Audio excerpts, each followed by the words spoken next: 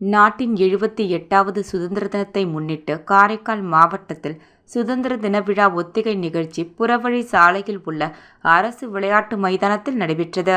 துணை மாவட்ட ஆட்சியர் ஜான்சன், மண்டல காவல் கண்காணிப்பாளர்கள் சுப்பிரமணியன், பாலச்சந்தர் மேற்பார்வையில் ஒத்திகை நிகழ்ச்சி நடைபெற்றது.